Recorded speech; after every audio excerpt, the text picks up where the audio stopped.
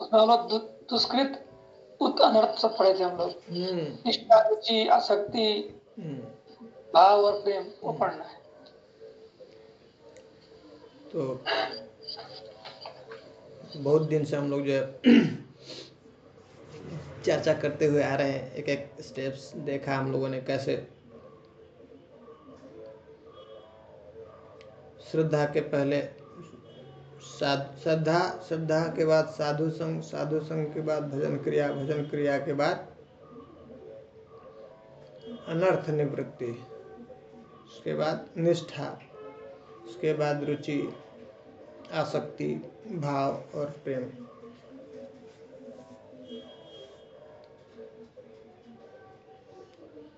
बहुत ज़्यादा डिटेल्स में चर्चा नहीं किए हैं, छोटे छोटे बहुत अध्याय हैं इसके लिए, भाव और प्रेम के लिए, आसक्ति, भाव, प्रेम। इस भाव के बारे में बहुत सुंदर से जो है एक्सप्लेनेशन किए हैं, व्याख्या किए हैं इसमें भक्ति रसामृत सिंधु में। और प्रेम के लिए नील जलमणि है, उसमें बहुत जो है अच्छे से विस्तार में वर्णन किए हैं रूप गोस्वामी। तो हम लोगों ने देखा था कि कैसे जो श्रद्धा तक पहुंचने के लिए क्या, जो भक्ति के लिए क्या सबसे मुख्य जो इम्पोर्टेंट है, एलिजिबिलिटी, श्रद्धा।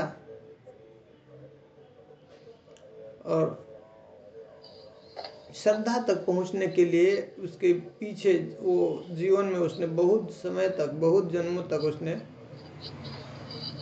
उसके अकाउंट में क्या है, ये अज्ञात भक्ति उन्मुख सुकृति होनी चाहिए, हाँ, इकट्ठा होगा तब जाकर के उसके हृदय में ये श्रद्धा उत्पन्न होता है ना। कहते हैं बहुत कोई भगवान उस महाप्रभु कहते हैं ना, ब्रह्मांड भ्रमिते कौन भाग्यवान जीव, गुरु कृष्ण कृपा पाए भक्ति लता बीज। तो ये बहुत ही भाग्यशाली जीव कह रहे हैं भगवान, जिसके मन में, जिसके हृदय में ये श्रद्धा उत्पन्न हो जाती है। बहुत बहुत जन्मों का उसका एक ऐसा उसके अकाउंट में स्वीकृति है, तब जाकर के श्रद्धा उत्पन्न होगी, नहीं तो श्रद्धा नहीं उत्पन्न होती है। हम लोगों ने देखा था श्रद्धा के बाद जो साधु संघ है, और ये पहले एक जो साधु संघ है वो देखा था। क्या पहले का जो साधु संघ होता है वो क्या है, कैसा होता है? वो बिना उसके होता है, क्या बोले, भक्ति स्थिर नहीं होता है, बिना भक्ति, क्या बोलते हैं, कौन सा वो है, ऑर्गेनाइज नहीं है, ऑर्गेनाइज नहीं है, अनऑर्गेनाइज है ना, वो एट रैंडम है। अनिश्चित। हाँ, कभी भी कभी हो गया संग, कभी नहीं हुआ वो। और दूसरा चीज जो है, उसमें भक्त को पता नहीं होता है, जो व्यक्ति है उसको नहीं पता होता है कि वो संग कर रहा है, हाँ जी।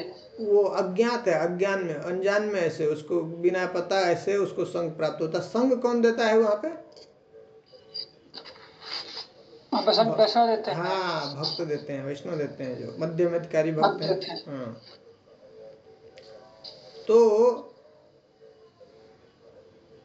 वो कह रहे हैं, ये भागवतम में कहते हैं, भगवान उद्धव से कहते हैं कि ये बहुत ही भाग्यशाली है, यदृच्छया मत कथा दऊ जात श्रद्धोस्तु यह पुमान। ऐसा व्यक्ति जिसके हृदय में ये मेरी कथा, मत कथा दो, मेरी कथा आदि, ये जो है नाम कीर्तन, उसमें जात श्रद्धा, जिसकी श्रद्धा उत्पन्न हो जाती है, वो क्या है, बहुत अतीव भाग्यशाली है। यदृच्छया, जिसके ये बहुत ही मुश्किल है, मतलब वो कोई ऐसा कोई बिरला है जिसके हृदय में भगवान की कथा के प्रति ऐसा, हाँ।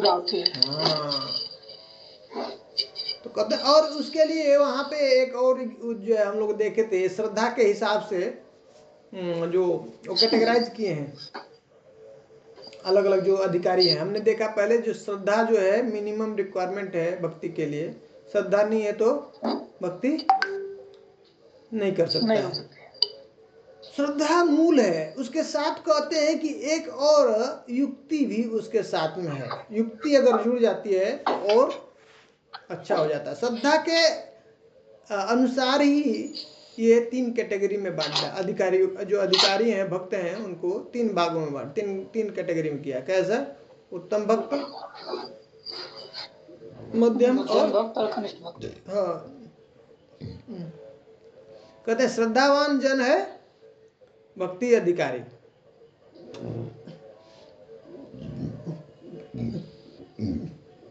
और क्या कहते हैं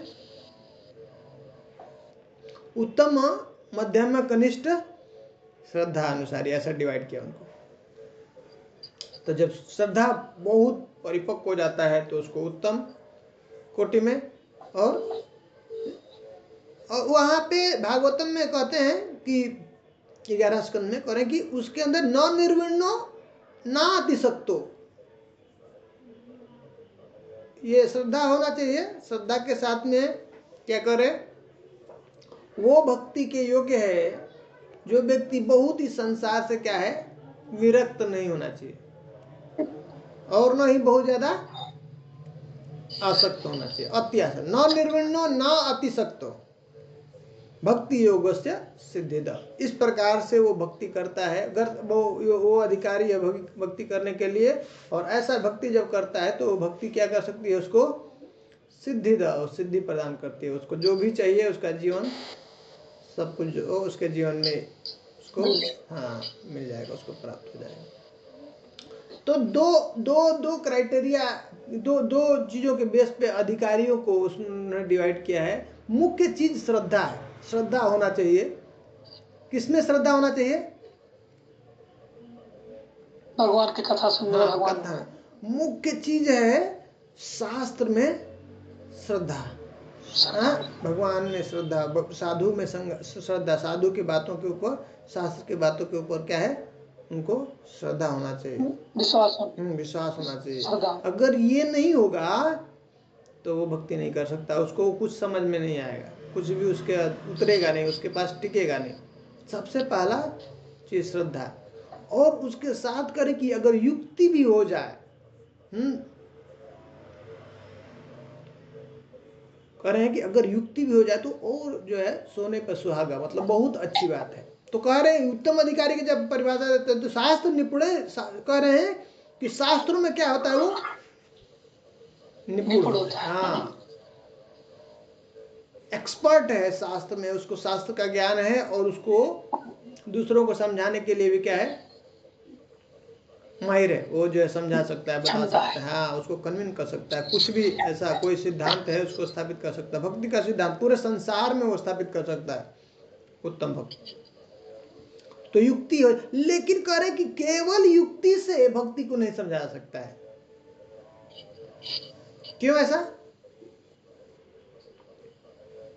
भाव होना चाहिए। हाँ, बहुत सुंदर बात है। अगर श्रद्धा नहीं है, क्योंकि हर एक बात को युक्ति से सिर्फ नहीं समझा सकता है या ना समझाया जा सकता है ना।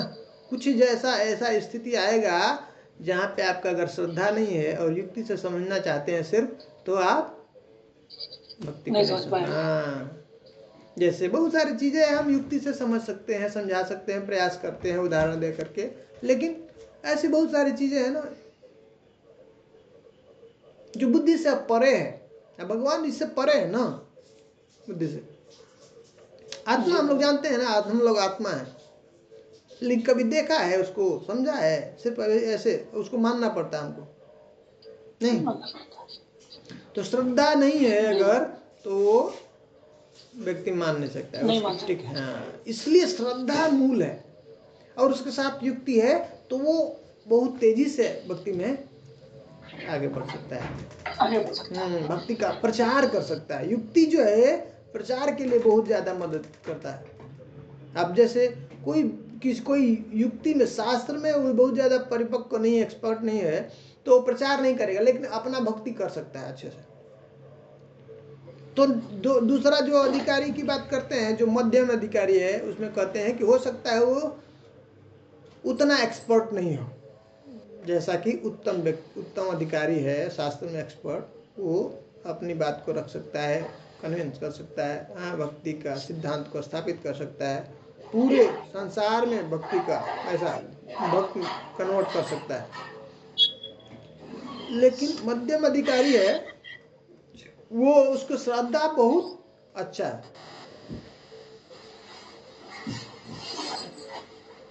लेकिन युक्ति में उतना वो एक्सपर्ट नहीं है। शास्त्र युक्तेश्च और निपुण, शास्त्र युक्ति में उतना निपुण नहीं है, लेकिन श्रद्धा वैसा ही है, बहुत स्ट्रांग है। वो जानता है कि भगवान कृष्ण ही सर्वोत्तम है, उनसे बढ़कर कुछ नहीं है, और वही जीवन के लक्ष्य हैं, उनका सेवा करना ही हमारा धर्म है। और दिखता नहीं है कभी भक्ति से, वो नहीं बदल सकता है। तो और यही व्यक्ति जो है प्रचार करता है, मध्यम अधिकारी है जो हाँ कहते हैं ना, प्रेम, मैत्री, कृपा और उपेक्षा, ईश्वर अधीनेषु, और कहते हैं कि बालुषेषु दिशस्तु, और कृपा, मैत्री जो है, प्रेम, मैत्री, कृपा और उपेक्षा है, यह करो दिश मध्यम अधिकारी। ऐसा जो व्यक्ति करता है कार्य, जो क्या, जो ईश्वर को, भगवान और भगवान के ऊपर जो सरेंडर हो चुके हैं, उनसे क्या करता है, प्रेम करता है, और जो समकक्ष हैं, जो समान, उनके समान है, जो मध्यम अधिकारी के हैं और भक्त हैं, तो उनके साथ मैत्री करता है, मित्रता करता है? और जो नए लोग हैं, बालिशेषु, जो बालक हैं, अभी भक्ति में नए हैं, न्यूफाइट हैं, उनके साथ कृपा करता है, इनोसेंट जो है, और उपेक्षा करता है, द्वेष, जो भी द्वेष करते हैं भगवान से, जो भगवान के भक्तों से द्वेष करते हैं, उनको उनसे दूरी बना के रखते हैं। और हम लोग देखते, ये जो कनिष्ठ है, कनिष्ठ अधिकारी का श्रद्धा कैसे होती है, बहुत कोमल होती है, जो कि बहुत जल्दी वो भटक जाता है। हाँ, वो छोड़ सकता है भक्ति को, वो मुड़ सकता है, दूसरे रास्ते में भी जा सकता है। लेकिन मध्यम अधिकारी और उसका श्रद्धा बहुत स्ट्रांग होता है। तो अब श्रद्धा भी दो प्रकार की हमने देखा था, एक जो है स्वाभाविक की श्रद्धा, और एक बलोत्पादिक की श्रद्धा है। जो एक नेचुरली श्रद्धा है, जिसका हो चुका है खुद का, शास्त्र पढ़ करके, सुन करके, अब वो खुद रियलाइजेशन कर लिया, उसको खुद का अनुभव, अब उसको इंटरनलाइज कर लिया, उसका खुद का श्रद्धा है। और एक जो सिर्फ अभी सुना है, सुन करके, दूसरे से सुन करके ऐसे, तो उसको बात को, उसके अंदर श्रद्धा हो गई है, तो इसको क्या कहते हैं, फोर्सफुल श्रद्धा, जो बलोत्पादिक श्रद्धा। ऐसा हमने देखा, श्रद्धा के बाद फिर ऐसा जब बहुत ज्यादा स्ट्रांग हो गया, तो अब धीरे धीरे वो अब ऑर्गेनाइज संघ करता है। पीछे से साउंड आ रहा है, म्यूट करना। प्रभु जी, कल तो डिस्टर्बेंस है प्रभु जी। हाँ, थैंक यू।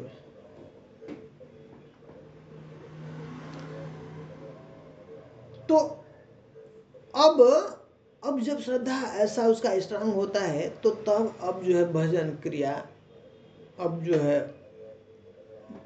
साधु संग करेगा। साधु संग अब कैसा करता है, साधु अब जो है ढूंढता है, अब वो संग करना चाहता है ऐसा, जो जहाँ पे वो सीख सके, जहाँ पे प्रैक्टिस कर सके। तो अब जो है नियमित रूप से वो क्या करता है, दीक्षा लेता है, गुरु ढूंढता है, एक गुरु कोई मिले जो मुझे सिखाए, बताए, इसका मार्गदर्शन करे, उनके शरण में जाता है, और प्रॉपर दीक्षा ले करके और नियमित रूप से अब भजन शुरू करता है।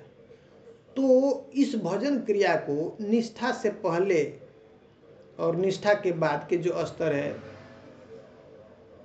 उसके पहले का जो स्टेज है श्रद्धा, साधु संग, भजन क्रिया, अनर्थ निवृत्ति और निष्ठा। तो इसके पहले का जो स्टेज है इसको दो भागों में बांटा है विश्वनाथ चक्रवर्ती ठाकुर ने। इसको अनिष्ठित भजन में बांट दिया। ये भजन क्रिया कैसी है? निष्ठा से पहले का जो स्टेज है उसको क्या कहते हैं? अनिष्ठित भजन। अनिश्चित। हाँ, निष्ठा मतलब उसके अंदर एक और मम्मी बुला रही बेटा।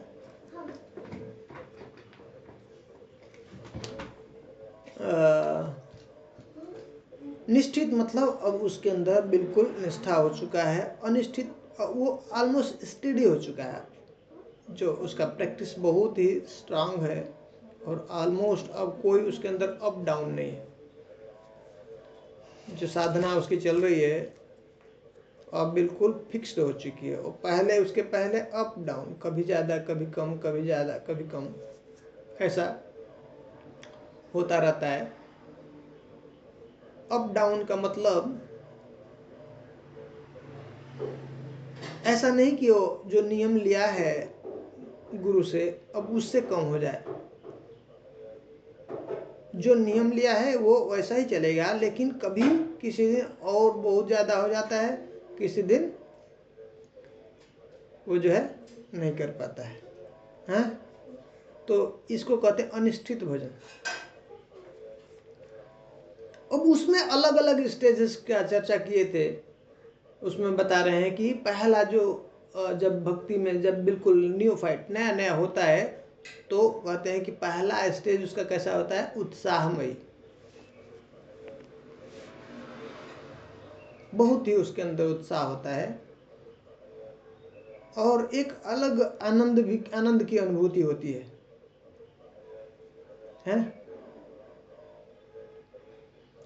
सब लोग अनुभव किए इसका? ये जो चर्चा है जो माधुर्य अकादमी कर रहे हैं ना, ये असल में ये उनके लिए ज़्यादा फायदेमंद है जो काफ़ी समय से भजन कर रहे हैं, काफ़ी समय से साधन कर रहे हैं, 10 साल 12 साल 15 साल कर लिए हैं। तो ये अलग अलग स्तरों को वो अपना अच्छे से समझ सकते हैं और रिलेट कर सकते हैं। शुरू में बहुत उत्साह होता है, बहुत अच्छा लगता है जब भक्ति में हम आते हैं ना, बहुत ज़्यादा अपना हमारे अंदर उमंग होता है। तो उसको कह रहे हैं उत्साहमयी। उसका उदाहरण हम लोग देखे थे, बताते हैं। जैसे नया हम लोग कोई ऐसा कुछ कोर्स ज्वाइन करते हैं, कोई इंस्टीट्यूशन में एडमिशन होता है, तो तब हमको बहुत उत्साह होता है। सब हम लोग बहुत उसके लिए अच्छा से प्रिपेयर करते हैं, सब कुछ हम लोग पहले से प्लान करते हैं, पूरा अच्छे से ऑर्गेनाइज करते हैं, अरेंज करते हैं उसके लिए।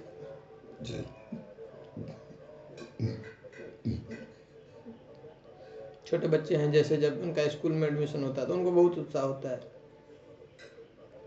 अपना सब कुछ रेडी करके बैग पर पूरा पैक करके जाते हैं। पहले से सब बुक्स को निकाल करके देखते रहते हैं, पढ़ते रहते हैं क्या है, नया चीज़ है। पर वो धीरे धीरे 2-4 महीने जब बीतता है तो उत्साह डाउन हो जाता। वैसे ही भक्ति में भी शुरू में होता है, नया होते तो सब लोग उनको बहुत अच्छा लगते हैं। सब लगता है कि भी हमें वैकुंठ में पहुंच, सब वैकुंठवासी हैं, नहीं सब भक्तों के प्रति एकदम जो है दंडवत प्रणाम। जैसे सबको प्रणाम करते हैं। हाँ, सब कोई भी देगा और सबको उनको लग रहा है ना कि ये बहुत बड़े हैं, उनको ऐसा ही लगता है और वही बहुत अच्छा भाव है।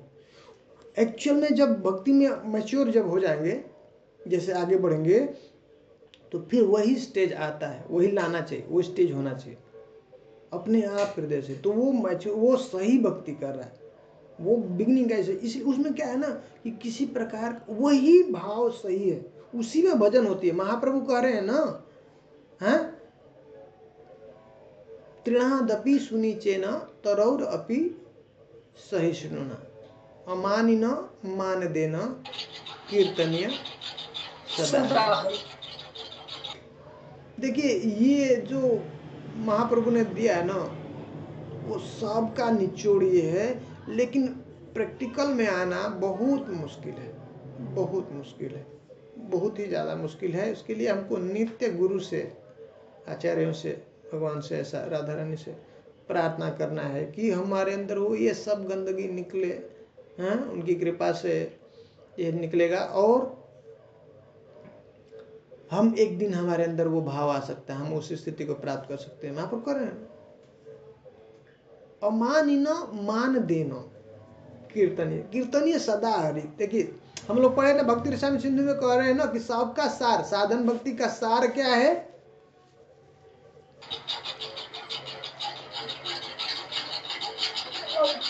अस्मर्तव्यम सततम विष्णु, है ना? स्मर्तव्यम सततम विष्णु विस्मर्तव्यम न जातुचित। सर्वे क्या करे?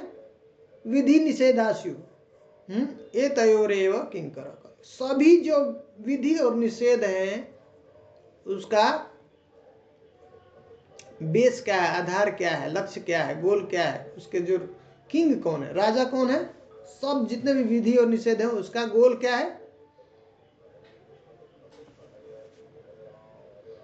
शास्त्र में जितने भी हम नियम पढ़ते हैं, जितने भी नियम बताए गए हैं, उनका मूल उद्देश्य क्या है? To always remember Krishna, never to forget him. ये बताते हैं भक्ति रसायन सिंधु में रूप गोस्वामी कह रहे हैं कि यही सबका ये जो है ये बेस है। हम जब भी अपने जीवन में जब कोई भी नियम कानून का पालन करते हैं, जो जितने भी नियम बताए शास्त्र में, तो वो चेक करना चाहिए, ये जो मैं पालन कर रहा हूँ और ये नहीं कर रहा हूँ, बताया है साहब, तो इससे क्या मेरे भजन में वृद्धि हो रही है? भजन में मतलब भगवान की जो स्मृति है बढ़ रही है क्या? ये धीरे धीरे हमको वहां पहुंचना है। स्मर्तव्यम सततम विष्णु। हाँ, ये मुख्य चीज है कि भगवान की स्मृति जो है हमारी बढ़ रही है कि नहीं। विस्मर्तव्यम न जातुचित, कह रहे हैं कि और ऐसा कोई कार्य करते हैं जिससे ये जो रिमेम्बरेंस है, भगवान की जो स्मृति हो, हमको याद करना है, उसमें कुछ बाधा हो रही क्या, तो उसको हम लोगों को अवॉइड करना है। ये सब जो भी करते हैं हम लोग, उसका मुख्य जो है उद्देश्य क्या है?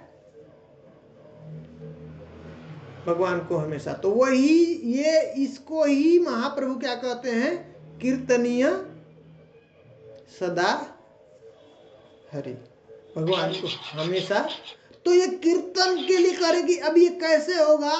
तो करेगी ये जो लाइन बता रहे हैं ये बहुत इंपॉर्टेंट है। क्या करें? अमानिनो मान देना, हाँ,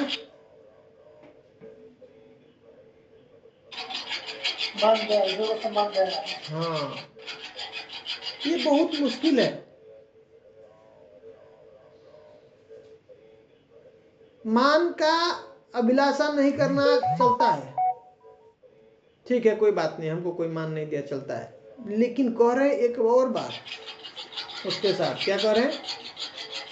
हाँ, अभिलाषा तो नहीं करना है, बल्कि बदले में हमको हाँ जब हाँ क्या करें? हाँ, बोलता है अन्य अभिहिता संयम बोला है ना, ज्ञान कर्म अनावृतम अनुकूल्येन कृष्ण अनुकूल्येन भक्ति उत्तम। तो करेगी तरौर अपि सहिष्णुना तृणाद अपि सुनिचिनो। अपने को जब तक इस भाव में नहीं लेके आएंगे, तृण से भी नीचे, और जैसे करे ना वो घास के ऊपर ऐसे कोई भी चल देता है तो वो कुछ आकर के बदले में कुछ कहता है, रिस्पॉन्स नहीं देता है ना, वैसे बर्दाश्त कर लेता है। वैसा तुच्छ, तृण से भी छोटा समझना अपने को।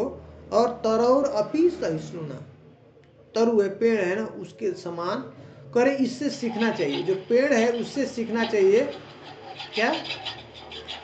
सहिष्णुता। हाँ, सहिष्णुता, उससे बहुत कुछ सीखने के लिए। वो सिर्फ देता ही है, देता ही है, संसार को देता है।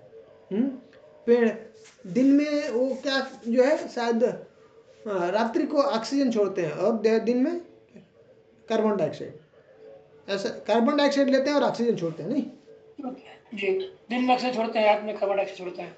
हाँ, रात को कार्बन डाइऑक्साइड छोड़ते हैं।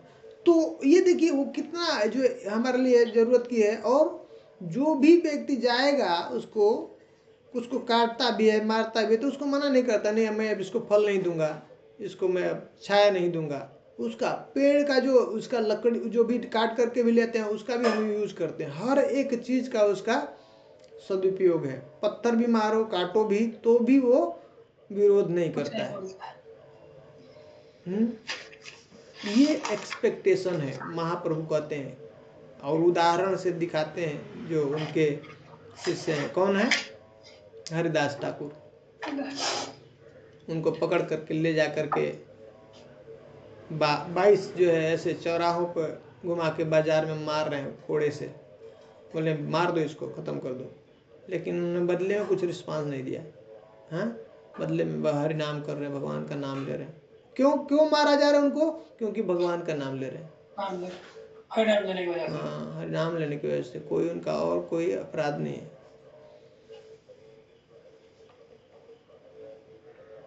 तो कह रहे तृणादपि सुनीचेन तरौर अपि सहिष्णुना, हाँ, अमानी न मान देना, और हमको दूसरे को मान देना, ये भाव आ जाए तब हमारा कीर्तनीय असधारित, तब हम लोग जो हमेशा नित्य कीर्तन कर सकते हैं।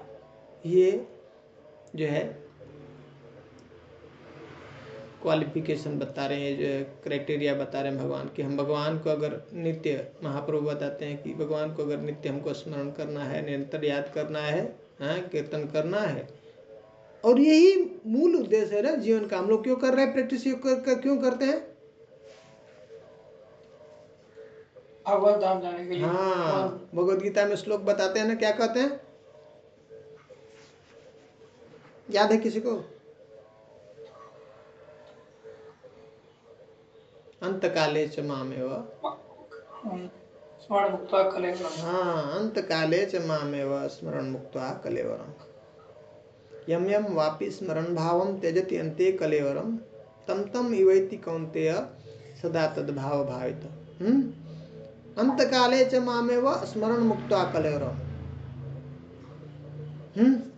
और अंत समय में करें कि जो भी व्यक्ति जो भी वो अभी स्मरण करता है, अंत समय में, मृत्यु के समय में जब शरीर छोड़ता है, तो उसको वैसा ही शरीर जो याद करेगा उसको अगला जन्म में वैसा शरीर प्राप्त हो जाएगा। तो कह रहे भगवान की अगर माने वो, अगर मुझे याद करता है शरीर छोड़ते हो, हाँ, मृत्यु के समय अगर मुझे याद कर लिया, मेरा नाम लिया, तो क्या होगा? माम योशेषी असंशय, कह रहे मेरे पास में आता है, इसमें कोई संदेह नहीं। हाँ, कोई संदेह नहीं अर्जुन, संदेह नहीं। तो इसलिए अभी क्या है, हमको संसार का याद आता है, चिंतन आता है, हम लोग उसको जो उसके बारे में चर्चा कर रहे थे। इसलिए करें कि अब धीरे धीरे वो बंद करना है। या संसार का चर्चा करना कैसा कहते हैं? मेढक की तरह, मेढक टर करता रहता है ना, और उसको बुलाता है। हाँ, उससे क्या होता है? सांप आता है। उनकी आवाज को सुन करके सांप जो है उसके पास चला जाता है और उसको निगल लेता है। वैसे ही काल रूपी सर्प, हमको समय बर्बाद नहीं करना उल्टा सीधा बात करके, भगवान के नाम का जप करना, उनका चिंतन करना, उनका कथा सुनना। ऐसे करते करते करते हमारे अंदर की जितने भी गंदगी है वो खत्म हो जाएगी, और तब हमको भगवान का नित्य स्मरण होने लगेगा, चलने लगा ऑटोमेटिक अपने आप।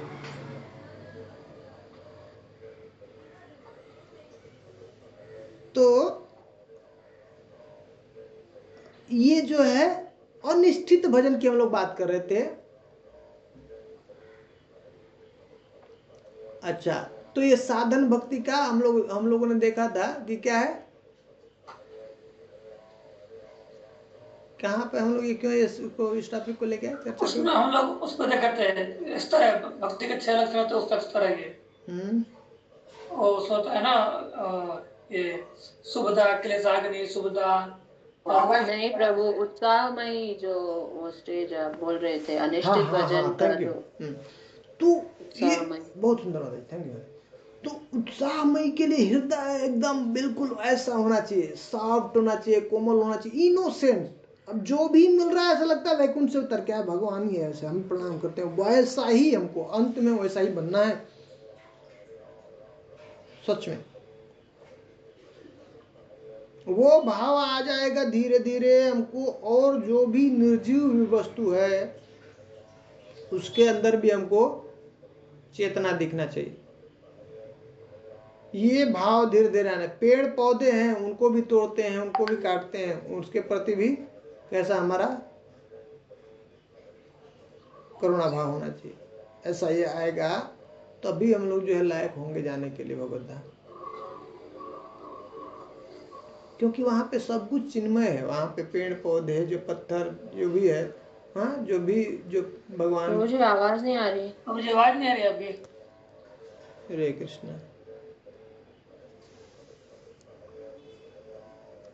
हरे कृष्ण। हाँ, अभी आ रही है प्रभु जी। तो हम कह रहे थे कि ये चेतना, क्योंकि वहां पे भगवत धाम में जितने भी निर्जीव वस्तु है, सब कोई निर्जीव नहीं है ना, वहां पे सबके अंदर चेतना है, सबके अंदर जान है। हाँ, सब चेतन है। यहाँ पे जड़ और चेतन है। भगवान के धाम में जो पत्थर है, हाँ, पेड़ है, भगवान का जो जो वस्त्र है, हाँ, जितने भी आभूषण है, सबके अंदर चेतना है।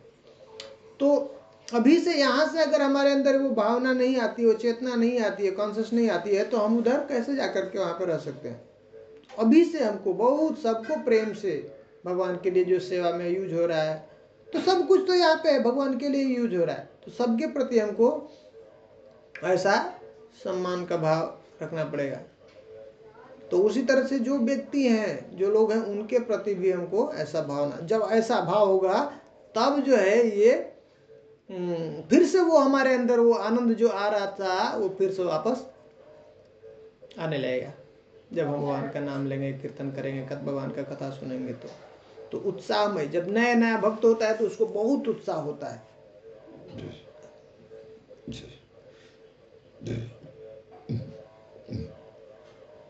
सब जगह बताता है, सोचता है सबको बता दो, सबको प्रचार करो, दिन रात ऐसे लगा रहता है उसमें, ढूंढ ढूंढ करके।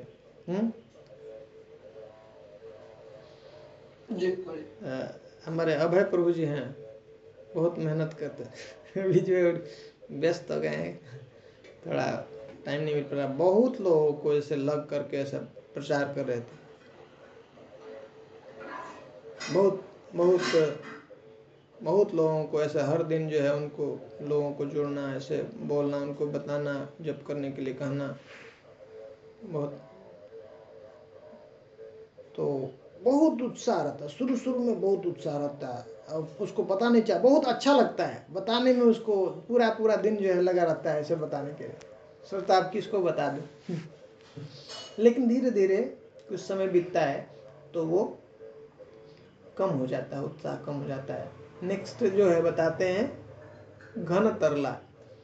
अब किसी दिन वो जो भजन करता है तो उसको बहुत उसमें भजन में आनंद आता है, जब करता है, कीर्तन करता है, कथा करता है, जब वो कुछ कहता है, भगवान के बारे में बताता है, तो उसको बहुत आनंद आता है, बहुत उसको सुख का अनुभूति होता है। और किसी दिन जो है उसका भजन अच्छा नहीं चलता है, बहुत उसको आनंद नहीं आता, भजन नाम लेता है, जब करता है, लेकिन उसको ऐसा टेस्ट नहीं आता है, तो उसको कहते हैं घन तरला। किसी दिन बहुत अच्छा हुआ, किसी दिन अच्छा नहीं हुआ था। फिर अब क्या है, अब वो जो है व्यूढ़ विकल्प, ऐसा उसके मन में ऐसे बहुत सारे जो है विकल्प आते रहते हैं।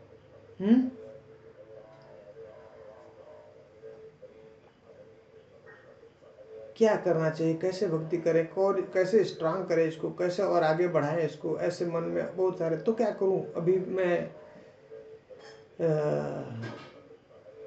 छोड़ दूं क्या, ये सब काम छोड़ दूं क्या, अभी पूरा तरह से लग जाता हूँ, ऐसे भजन में लग जाता हूँ। अभी यहाँ पे बेंगलोर में छोड़ करके कहीं धाम में शिफ्ट हो जाऊँगा, वहीं पे भजन करेंगे। हाँ, ऐसा अभी समय बहुत कम है। कैसे अब ऐसे कि कब तक ऐसे चलेगा, ऐसा मन में बहुत सारा। अभी क्या करें, या तो टेम्पल में आश्रम ही ज्वाइन कर लें, ऐसा अगर जो नया नया भक्त है, अभी गृहस्थ नहीं ज्वाइन किया है तो उसके मन में ऐसा होता है, वहीं पे चला जाता हूँ, वहीं पे पूरा फुल टाइम होकर के भगवान का भजन करता हूँ। ऐसे मन में बहुत सारे उसके विकल्प आते हैं। सोचता है क्या करो, फिर और सारे जो है ऐसे शास्त्र के अनुसार जो देखता है, और बहुत सारा इकट्ठा हुआ हो रहता है उसके मन में, यही चलता है विकल्प ही, लेकिन वो कर नहीं पाता है, कुछ कर नहीं पाता है, उसमें स्टेडी नहीं रहता है। फिर गूढ़ विकल्प, उसके बाद विषय संग्रह, विषय के साथ संग्राम चलता है। वो जो है अब उसको प्रभु जी, अगर वो व्यूढ़ विकल्प है तो उसको कैसे सॉल्व करना है प्रभु? धीरे धीरे ऐसे भक्ति से ही सॉल्व होगा। आगे आगे भक्ति में लगे रहेंगे, मतलब धीरे धीरे उसको समय जाते ही समझ में आ जाएगा कि इससे कुछ लेना देना नहीं है।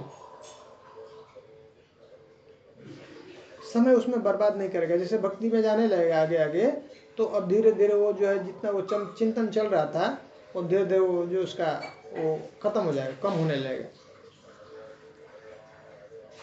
जैसे जैसे भक्ति करने लगेगा ना, स्टडी हो जाएगा। अभी तक क्या है, वो ढूंढ रहा है, उसको वो सोच रहा है कि सिचुएशन की वजह से मेरा भक्ति में ये प्रॉब्लम आ रहा है।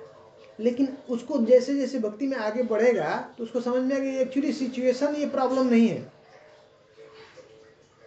सिचुएशन भक्ति के लिए किसी प्रकार का ये सिचुएशन उसको प्रॉब्लम नहीं दे सकता, उसको समझ में आ जाएगा। तो जहां पे अब समझ में आएगा, जहां पे है जिस स्थिति में, वहीं से अब उसको भजन करना है, अब समय बर्बाद नहीं करना।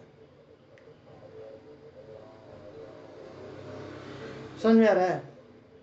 अच्छा, हाँ प्रभु। धीरे धीरे अभी उस समय उसको लगता है वो नया है ना, बिल्कुल उसको अभी तो इसलिए अनुभव नहीं, इसलिए गाइड जरूरी है, गाइडेंस जरूरी है। बहुत बहुत लोग इमेच्योरिटी में जस्ट ज्वाइन किया, सुना लेक्चर, और क्या करते हैं, छोड़ ही देते हैं, निकल जाते हैं, ज्वाइन कर लेते हैं टेम्पल, या जो है अपना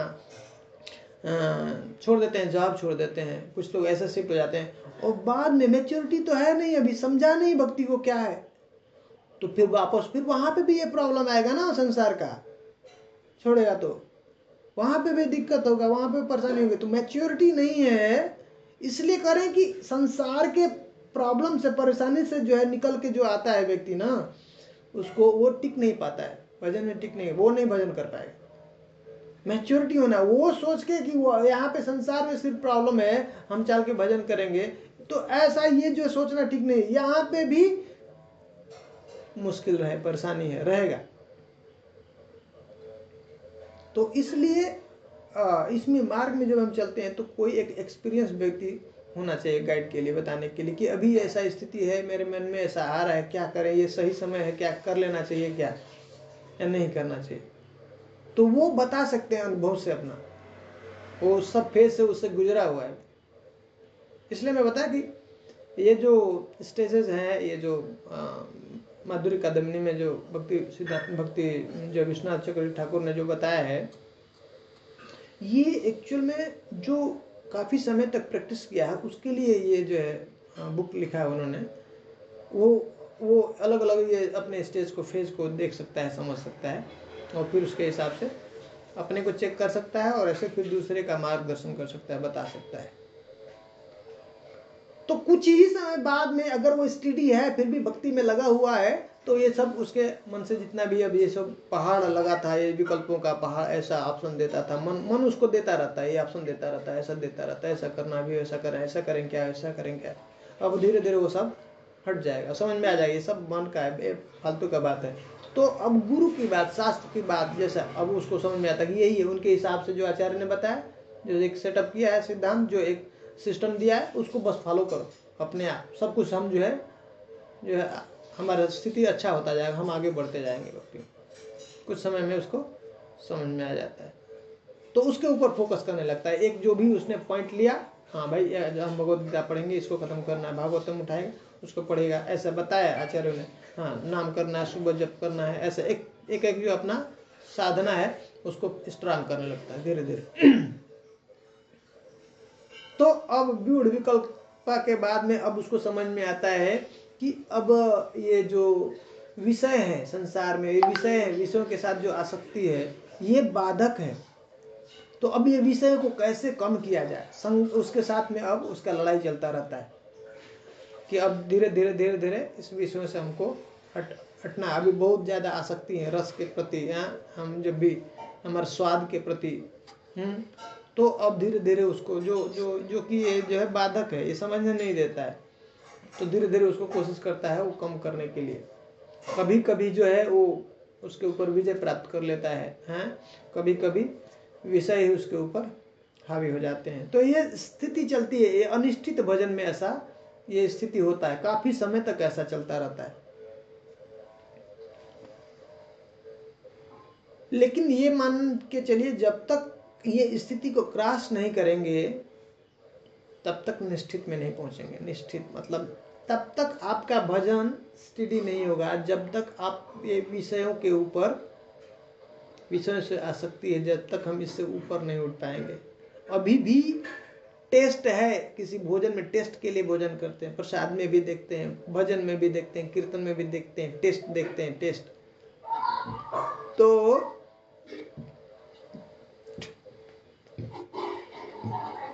हमारा भजन जो है स्टेडी नहीं होगा, फिक्स नहीं होगा, उसमें हम अप डाउन होगा। हमको इससे उठना है, विषय अब हमको अट्रैक्ट नहीं करे।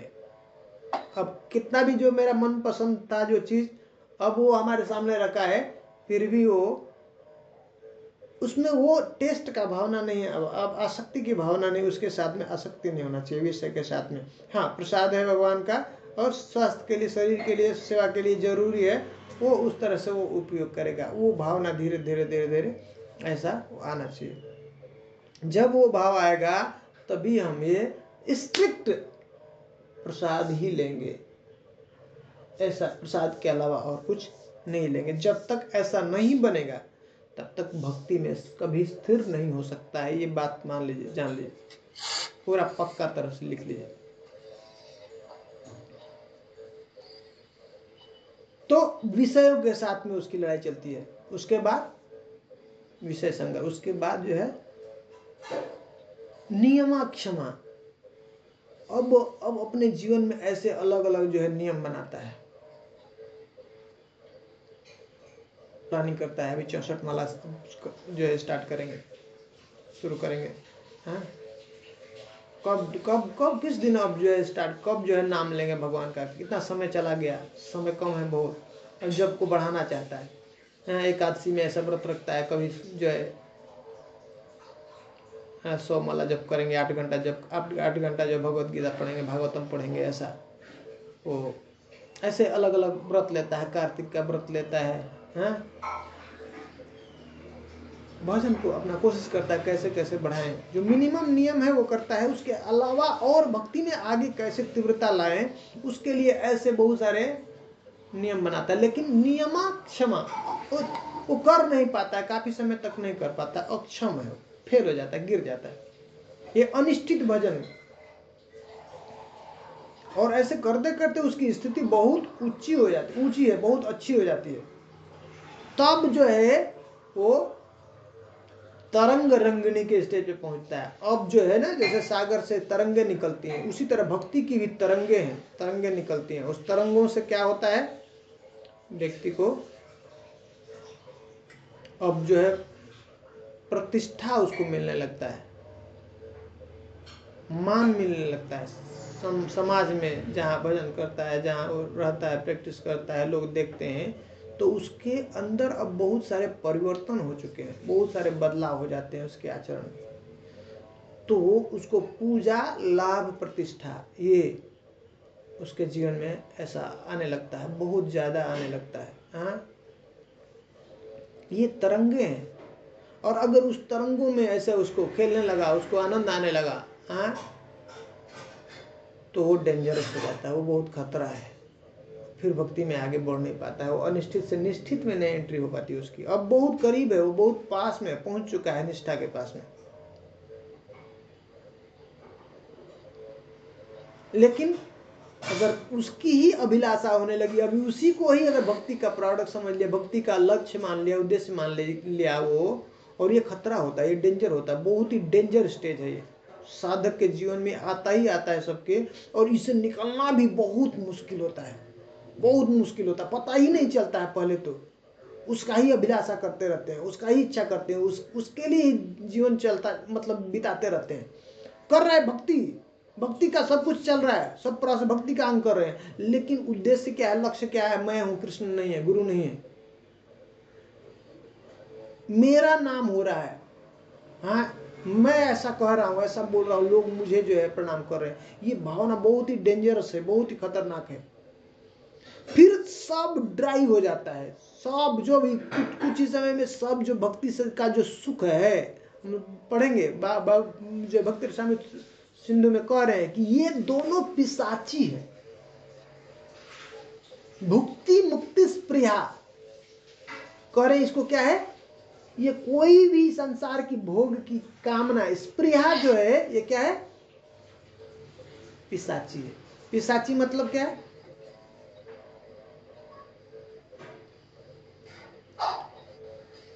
भूत पिशाच सुना है, चुड़े भूत पिशाच, जो भूत पकड़, गांव में है ना, ऐसा बहुत सारे ऐसे मिलते हैं जिसके ऊपर भूत पकड़ लेता है। भूत पकड़ लेता है तो कहते हैं अभी इसका कैसा हो गया है, ये कितना भी खिलाते हैं इसको कुछ होता नहीं, ऐसा ही इसका स्वास्थ्य जो है ऐसे डाउन है, हमेशा उसका स्वास्थ्य ऐसे ही रहता है, कितना भी खिलाए, कितना भी उसको करें, क्या होता है, क्या है, कहते हैं कि वो पिशाची है ना, भूत, वो खा लेती है उसका सब भूत। उसी तरह से व्यक्ति भजन तो करता है, भक्ति करता है, लेकिन भक्ति का जो सुख है वो उसको नहीं प्राप्त होता है। वो कौन खा रहा है,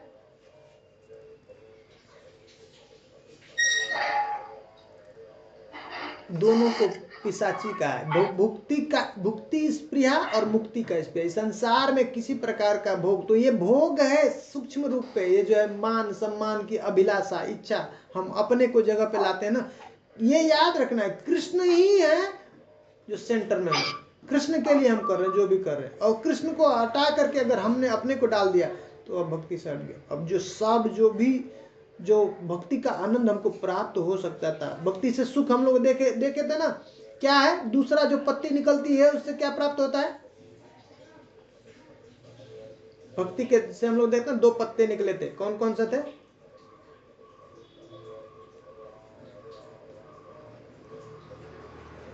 एक को प्रभु जी वो अटैचमेंट कम हो गया, क्लेश अग्नि और शुभदा, हम लोग 2 पढ़े थे ना, 2 पत्ते निकले थे। तो शुभदा को बताते हैं कि क्या है, शुभानि प्रीणनम सर्व जगताम अनुरक्तता, सद्गुण सुख इति आदि करें, ये करे शुभानि प्रीणनम, मतलब सब सब सब संसार के कल्याण का सोचता है, और सब जीव है उसके प्रति सर्व जगताम अनुरक्तता, सब जगत के प्राणी हैं उसके प्रति अट्रैक्ट होने लगते हैं, और सद्गुण उसके अंदर आने लगता है। करे यस्यास्ति भक्तिर् भगवती अकिंचना सर्वैर गुणैः तत्र समासते सुरा, सब जितने भी देवताओं के गुण हैं उसके अंदर आ जाते हैं, और देवता भी उनके पास आकर के मिलना चाहते हैं। हरा व भक्त से कुतो महत् गुणा, करे उनके पास में कैसे ऐसे महान गुण आ सकते हैं जो अभक्त हैं। मनोरथे ना सती धावतो भई, जो मन के द्वारा ऐसे उसके रथ के ऊपर चल रहे हैं, निश्चित रूप से इंद्रियां जो है उसको संसार में खींच लेगी, गिरा देगी। तो ये एक गुण है भक्ति का, जैसे ही भक्ति करेंगे तो उसके अंदर सद्गुण आ जाते हैं। और करे एक सुख की प्राप्ति होती है। कौन सुख को हम लोगों ने देखे थे 3 भागों में डिवाइड किया था, कौन कौन सा सुख था,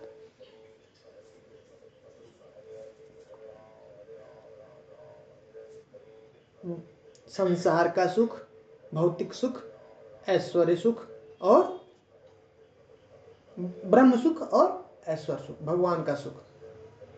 तो ये सुख मिलता है, भौतिक सुख मिलता है, ब्रह्म सुख मिलता है, और भक्ति का सुख भी मिलता है, जो भगवान से डायरेक्ट जो संग का सुख मिल रहा है। नाम करते हैं तो भगवान से संग होता है डायरेक्ट, तो उससे बहुत सुख का अनुभूति होता है। वो सुख के सामने कह रहे कि ये ब्रह्म सुख और ये भौतिक सुख ये क्या है, तुच्छ है, बहुत छोटा है। तो अगर वो तो कह रहे कि अगर किसी के अंदर ये भौतिक सुख की कामना है तो इस स्पृहा, ये कैसी भुक्ति मुक्ति स्पृहा है, दोनों की अगर ये कामना है, जिसको अभी भी भौतिक सुख की कामना है, इच्छा है, और ये मुक्ति की भी कामना है, तो ये दोनों पिशाची हैं। उसको भक्ति कर रहा है, सब कुछ कर रहा है, और उसके सुख को वो खत्म कर देते, खा लेते हैं। उसके हृदय में कभी भी ये भगवान का ये जो संपर्क हो रहा है, जो सेवा कर रहा है, भक्ति कर रहा है, उससे जो सुख का, भगवान कर रहे हैं भगवत गीता में, है सुसुखम प्रत्यक्षवागमम धर्म्यम सुसुखम कर्तुम अव्ययम। एक ऐसा है, जब हम भजन करते हैं, भगवान का नाम लेते हैं, कीर्तन करते हैं, कथा करते हैं, तो एक बहुत ही अद्भुत आनंद जो है की अनुभूति होती है। सुसुखम कर्तुम अव्ययम, करते हुए एक बहुत सुंदर सुख की अनुभूति। वो सुख उसको कभी प्राप्त नहीं है, उसको खा लेता है, ये पिशाची खा लेती है। और जब तक ये पिशाची है तब तक उसको वो सुख का अनुभूति ही नहीं, और तब तक वो भजन में आगे बढ़ ही नहीं सकता है, सुख ही नहीं उसको मिलेगा। तब तक वो संसार का सुख उसको खींचता रहेगा। तो दोनों तरफ रहेगा, आधे इधर उधर। हाँ, वो उसको सुख नहीं मिलेगा ना, तो उस भक्ति को समझ ही नहीं पाएगा, कभी भी नहीं समझ पाएगा। वो सब मेंटल प्लेटफॉर्म पे रहेगा। एक बार उसको वो सुख प्राप्त हो गया ना, वो भक्ति का सुख, तो तब ये आसानी से छूट जाता है संसार का सुख। ये ब्रह्म सुख क्या है, क्योंकि वो सुख ऐसा है, वो प्राप्त होना जो हायर जो बोलते हैं ना हम लोग, जो एक हायर टेस्ट जब तक उसको नहीं मिलेगा, लोअर टेस्ट नहीं छूटेगा। ये बात याद रखिए। वो भक्ति में टिक नहीं सकता है काफी समय तक, जब तक उसको भक्ति का सुख नहीं। कैसे पता चलेगा प्रभु जी वो क्या है? वो थोड़ा कुछ समय तक प्रैक्टिस करने के बाद आएगा अनुभव में। माता जी काफी थोड़ा जैसे प्रभु जी, जैसे मैंने वो किया, जिस दिन मान लीजिए माला मेरा शुरू नहीं हुआ पूरा, तो मेरे दिन में मन नहीं लगता है। ये भी एक अच्छा स्तर है, बहुत अच्छा अनुभूति है।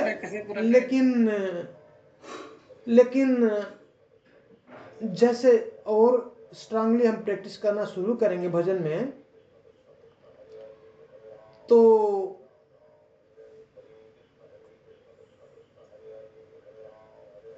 नाम लेते ही,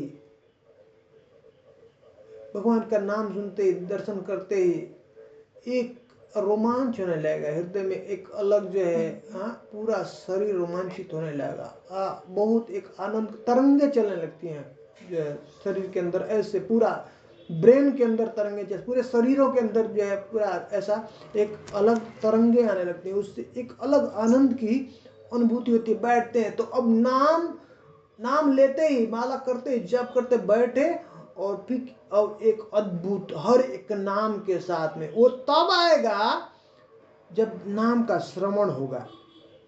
अभी हम लोग सुन नहीं पाते हैं, नाम को सुनते हैं ना, वो सुन नहीं पाते हैं। वो सुनना नहीं है, जा रहा है कान में, जा रहा है, पर एक्चुअली सुन नहीं पाते हैं। जिस दिन वो शुरू होने लगेगा तो एक अद्भुत आनंद की अनुभूति होने लगती है।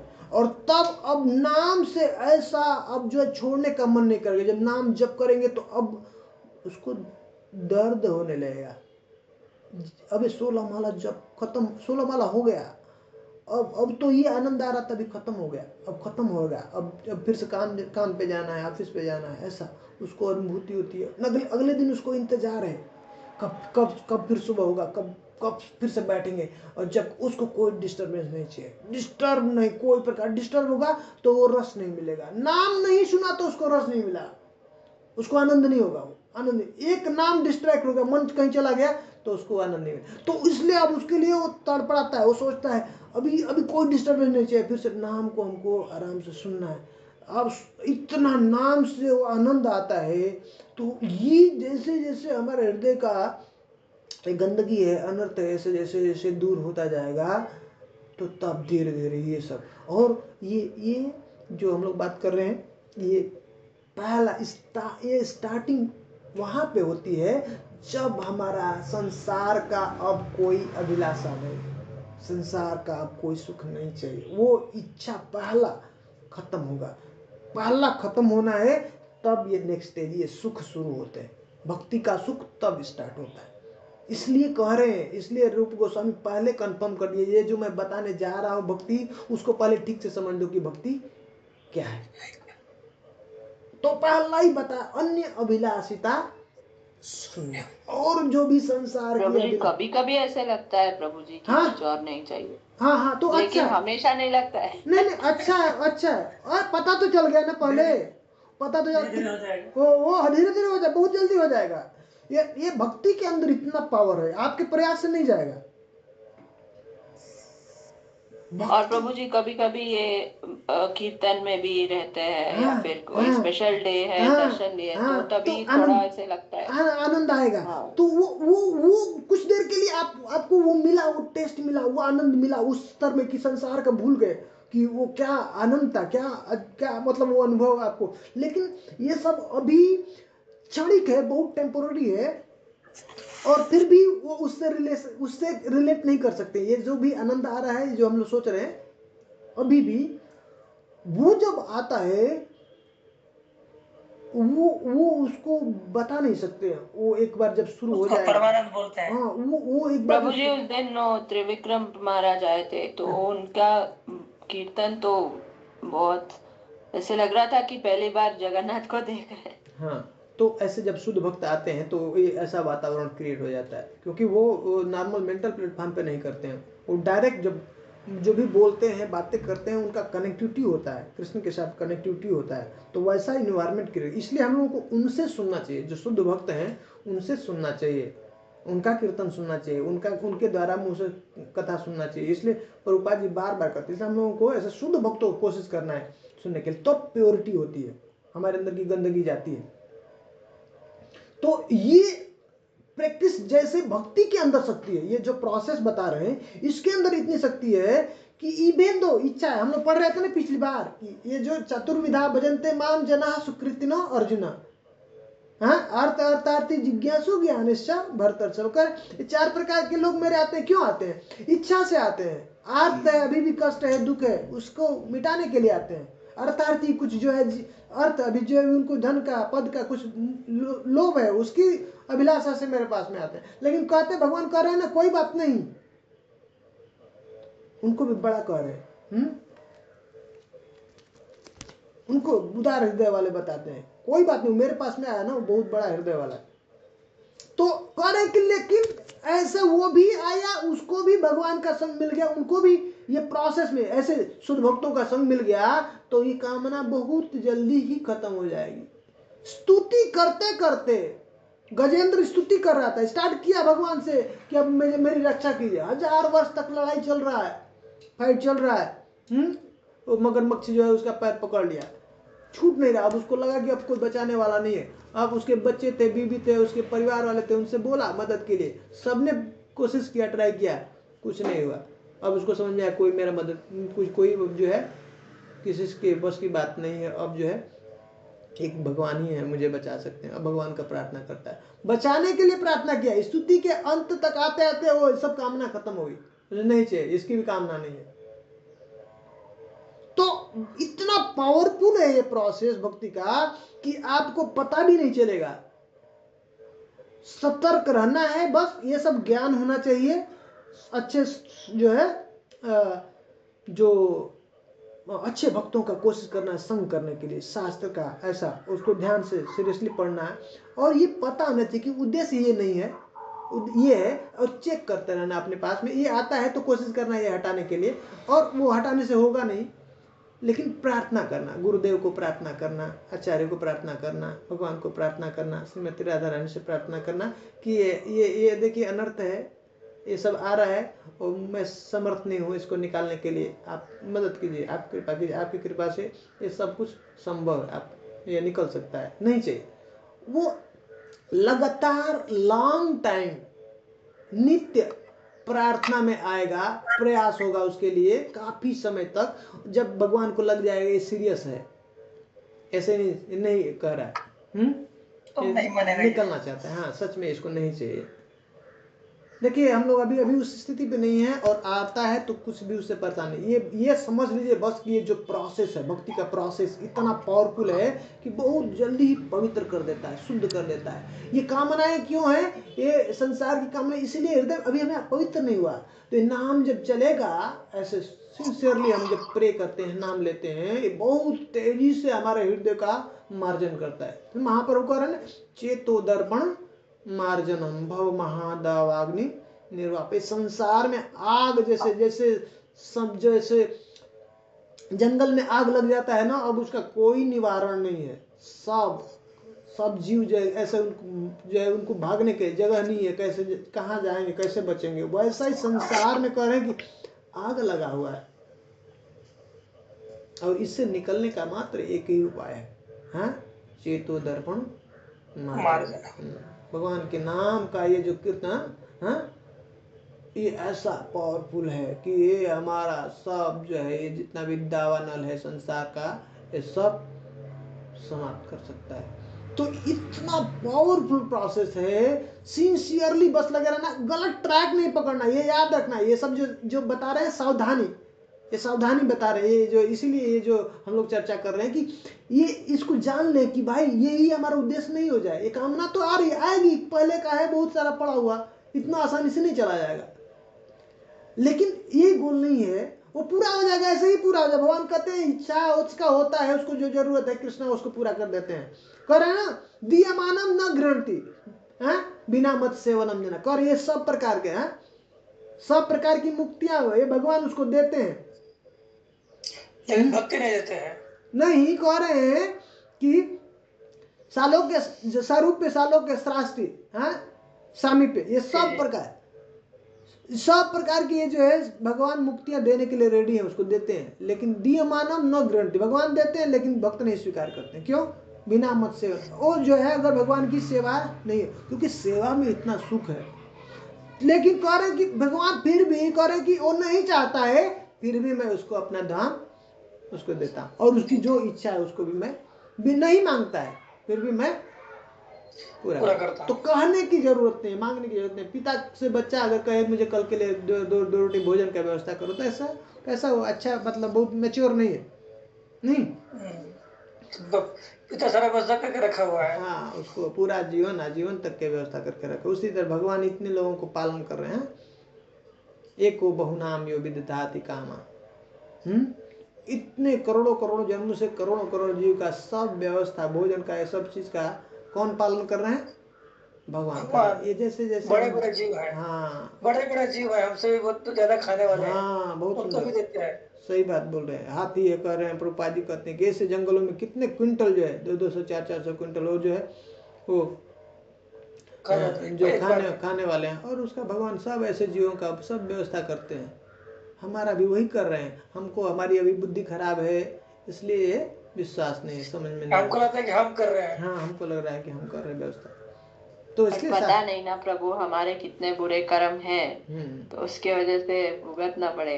लेकिन भक्ति, वो भी तो डर लगता है। हाँ, लेकिन भक्ति वो अच्छा है, डर लगना अच्छा है, पर ये विश्वास रखिए कि ये जो मिल गया है, मतलब कितना भी बड़ा बीमारी है हमको लग गई है, और समझ लीजिए कि कोई ऐसा एक डॉक्टर मिल गया है और उसके पास में ऐसी दवा है कि अचूक दवा है, किसी भी बीमारी की उसके पास में दवा है, और दवा खाएंगे तो पक्का ठीक हो जाएगा। उसी तरह से ये सबसे बड़ी बात है कि हम लोगों को एक्सपर्ट डॉक्टर मिल गया, गुरु मिल गया परंपरा में, और समझ जाइए पारसमणि है, हाँ, पारसमणि मिल गई है, और दवा मिल गई है, ऐसी दवा है कि हमारी सब कितनी भी बीमारी थी सबको खत्म। ये विश्वास है, ये हो जाएगा,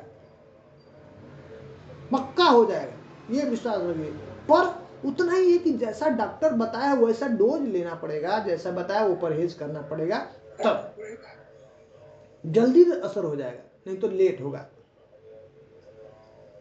काफी समय लग सकता है, हो सकता है कई जन्म भी लग जाए, अगर सिंसियर नहीं होंगे, सीरियसली नहीं फॉलो करेंगे। लेकिन सिंसियरली अगर करते हैं तो हम लोग, प्रभुपाद जी करें, एक जन्म काफी है, निकल सकते हैं, एक जन्म में भी निकल सकते हैं, सिंसियरली फॉलो करें, बहुत बड़ी चीज नहीं है। क्योंकि प्रोसेस में इतना पावर है, इतनी पावरफुल है प्रोसेस। ये प्रोसेस जो दिया आचार्य ने, जो भक्ति का प्रोसेस है, उसके अंदर शक्ति है। आपके अंदर के सब कामनाएं किधर चलेगी, जैसे आप बोल रही थी ना, कैसे छूटेगा ये चाय, कैसे अभी आपको ऐसा बहुत परेशान करता है क्या देखती हैं तो? नहीं वैसे ही इच्छा भी ऐसे चला जाएगा ना, अब बेवकूफ ही लेगा, इच्छा ही नहीं हो कामना, क्या कैसा कामना करना, किस बात का कामना करना? कृष्ण है हमारे साथ में, वो सब कुछ भरण पोषण कर रहे हैं, फिर क्या किसी का वो कामना करना? हाँ, क्या वो मांगना है ये सब चीज? बिना मांगे दे रहा तो क्यों मांगना है? वो जरूरत नहीं है, सब कृष्ण हमारा देखभाल करेंगे, हमारा अब वो बस एक ही काम है, उनका सेवा करना बस। तो आत्मा का जो सुख अब मिलने लगेगा ना आत्मा को, तो तब अब सब डिमांड चला जाएगा। अभी ये शरीर का सुख है, ये सब जो कुछ भी हम मांग रहे हैं शरीर से संबंधित है। तो कुछ समय के बाद धीरे धीरे अब आत्म साक्षात्कार होने लगेगा कि हम अब शरीर नहीं, हम क्या है। और शरीर का सुख भी क्षणभंगुर है, शरीर का सुख 1 मिनट के लिए है बस। हाँ, थोड़ी देर के लिए है। अब धीरे धीरे, लेकिन प्रभु फिर भी ऐसे शरीर का सुख भी ऐसे सुख नहीं, बट वो जैसे अभी भूख लग रही है तो लग रही है ना प्रभु, क्या उसमें सही बात, मतलब जब तक हमारा वो बॉडी जैसे गोस्वामी इसको वो तो टॉलरेंस था कि इतनी भूख नहीं लगेगी, बट अभी वो सही बात है, हम तो वहां तक नहीं पहुंचे। तो वही उसके लिए समय लगेगा थोड़ा, धीरे धीरे हम उस स्तर पे आएंगे। आत्म साक्षात्कार होने तक ये चैलेंज है, ये दिक्कत रहेगा। जैसे जैसे हमारा आत्म साक्षात्कार होगा तो ये डिमांड धीरे धीरे कम होने लगेगा। और ये होगा एक कहते हैं कि एक बस पेट्रोल, जैसे गाड़ी को पेट्रोल चाहिए, जरूरत है, ग्रीस ऑयल चाहिए उसको मेंटेन करने के लिए, तो उसको पूरा उसको स्मरण रहता है, उसको याद रहेगा कि ये शरीर को चलाने के लिए ये हमको प्रसाद है, हमको लेना है। हाँ, उसके लिए, भोग के लिए नहीं। अब इंद्रियों का एक अभी स्टेज पे क्या है, हमारी जीवा को क्या अच्छा लगता है हम वो अभी लेते हैं, लेकिन अभी उस स्टेज पे आपको याद रहेगा, स्मरण बना रहेगा कि ये शरीर अलग है, मशीन है। जैसे गाड़ी को चलाते हैं तो सुबह देख लेते हैं भाई तेल है कि नहीं, चलाने के इतना दूरी जाना है तो तेल डाल लेते हैं। उसी तरह से इस मशीन को चलाने के लिए इसको थोड़ा सा प्रसाद, थोड़ा भोजन की जरूरत है, उसको डाल देंगे। ऐसा ये सब अभी बस सिर्फ उसको मेंटेनेंस के लिए चाहिए, जीवन है सेवा करने के लिए उसका मेंटेनेंस चाहिए, पर उसको वो ये ज्ञात हो जाता है कि अब ये क्या है, मशीन है, मैं अलग हूँ, सोल, मैं आत्मा हूँ, और ये उसको चलाने के अभी इस मशीन के, इसको मशीन के द्वारा उसको संचालित किया जाए, उसको चल उसको यूज कर रहा है, यहाँ पे भी आना जाना है, जो भी करना है इस जीवन में, उसके लिए मिला। तो वो धीरे धीरे पहले प्रैक्टिस करेंगे, ये जितना साधना स्ट्रांग होगा तो ये रियलाइजेशन आएगा, और थोड़ा समय लगता है इसमें समय लगता है। ये वाला जो समय है ना, ये स्टेज, तो आपको डिटेल्स पहले पता हो जाना चाहिए, क्लियर कि आत्मा क्या है और प्रकृति क्या है अच्छे से, तो तब आपको ये सब धीरे धीरे धीरे धीरे रियलाइजेशन में बहुत मदद मिलता है। धीरे धीरे धीरे धीरे अब ये अनुभव में आने लगेगा, आपके रियलाइजेशन में आने लगेगा। अभी हम लोग जो अभी स्टेज में हम लोग पढ़ रहे हैं, हम लोग इंफॉर्मेशन ले रहे हैं, समझने का प्रयास कर रहे हैं, ठीक है, वो स्टेज थोड़ा सा दूरी है, ये याद रखिए। वो पर ये बहुत जल्दी हम लोग उस जगह पे पहुंच जाएंगे। ये प्रोसेस के अंदर इतनी शक्ति है, शक्ति, ये बहुत पावरफुल प्रोसेस है। Thank you. बस मतलब सतर्क रहना, अलर्ट रहना है भाई। गलत ट्रैक पे चलेंगे तो बहुत समय लग जाएगा। जो हम कर लिए वो इकट्ठा ही है, वो वेस्ट नहीं होगा, लेकिन थोड़ा थोड़ा अलर्टनेस नहीं रहा ना, किधर कहीं गलत कर दिया, कुछ गलत हो गया, किसी के साथ गलत संपर्क कर लिया, तो अब टाइम बहुत ज्यादा लग जाएगा। यही है, इसलिए ये आचार्य ने बताया है कि अगर उन्होंने बताया उस तरह से अगर सही से करते हैं ना, तो बहुत जल्दी हम उस स्थिति को प्राप्त कर सकते हैं, ये सब अनुभव कर सकते हैं जो बता रहे हैं शास्त्र में, जो भगवान बोल रहे हैं। अब ये सब हम लोग अभी जब तक शरीर के प्लेटफॉर्म है, ये रियलाइजेशन नहीं होगा। जो हम लोग चर्चा कर रहे थे, सुखम कर तुम अभ्यम, या ये जो रस की बात कर रहे थे, टेस्ट की बात कर रहे थे, जब तरंग रंगनी है, ये सब जब ये भक्ति जब करते हैं तो इससे तरंगे निकलती हैं, तो ये मान मिलने लगता है। तो मान खराब थोड़े है और गलत नहीं है, और किसी को बोल मना थोड़े कर सकते हैं तुम मुझे मान मत करो। ये कंट्रोलिंग अपने अंदर। तो जब तक हमारा कनेक्शन स्टेब्लिश नहीं होगा कृष्ण से, हम जब तक पूरा ठीक समझ नहीं सकते हैं कि ये जो हम कर रहे हैं कृष्ण की प्रसन्नता के लिए, गुरु की प्रसन्नता के लिए कर रहे हैं, तब तक हम बचा नहीं पाएंगे। तो मान को पचाना बहुत मुश्किल है। अपमान तो कोई बोल दिया तो ठीक है, कोई बात नहीं, हम भूल जाएंगे कुछ दिन। मान बहुत डेंजरस है, वो हमारा अहंकार को बहुत बढ़ा देता है, बहुत ज्यादा गिरा, बहुत खतरनाक है अहंकार। भक्ति में भी आ जाता है अहंकार। मैं रोज जो है सुबह उठता हूँ, मंगल आरती करता हूँ, 16 माला जप करता हूँ, पढ़ता हूँ, उसका भी अहंकार आ सकता है। बहुत अच्छा मैं बताता हूँ, बोलता हूँ, ऐसा ये बहुत डेंजरस है। ये सब अहंकार को खत्म करना है अपना। मैं दास हूँ भगवान का, ऐसा वो भाव में वो कृष्ण को अच्छा लगता है, वो पसंद है। तो ये सब टेस्टिंग शुरू में है, टेस्टिंग फेज है। आएगा, मान आएगा, बहुत सम्मान करेंगे लोग, प्रणाम करेंगे, दंडवत माला मिलेगा आपको ऐसा दक्षिणा मिलेगा सब। बहुत बहुत आएगा बाहर से भी। तो सब लोग, आप सोच नहीं सकते हैं, गाड़ी में चल रहे हैं, ऑटो में चल रहे हैं, टेम्पो, लोग जो है देखेंगे आपको, प्रणाम करने लगेंगे ऐसा। तो हमको उनके लिए प्रार्थना करना कृष्ण से, और उनको देने की इच्छा रखना। वो हमको कामना नहीं करना। वो जो कर रहे हैं अच्छी बात है, अच्छा है, प्रणाम करना, वैष्णव को सम्मान करना अच्छी बात है, अच्छा है। पर हमको उनके हमारे अंदर वो अभिलाषा नहीं होना चाहिए। हम उनको लिए कुछ अच्छा सोचना, अच्छा उनके लिए प्रार्थना करना कि कृष्ण के करीब आए, कृष्ण के चरण में आए, भगवान उनको आप उनके पास में लेके आए, ऐसा। पर हमको हमारे अंदर ये भावना कभी नहीं होना चाहिए कि नहीं बहुत अच्छी बात है, हाँ मैं ग्रेट हूँ, ऐसा महान हूँ, और ठीक है, और कृष्ण साइड हो गए, फिर गुरु साइड हो गया। ये नहीं, सब कुछ जो कुछ भी हो रहा है उनकी कृपा से, गुरु की कृपा से, कृष्ण की कृपा से हो रहा है। हम जो भी कर रहे हैं उनके लिए ही कर रहे हैं बस। गुरु महाराज कहते हैं ना, हरिओम तत्सत।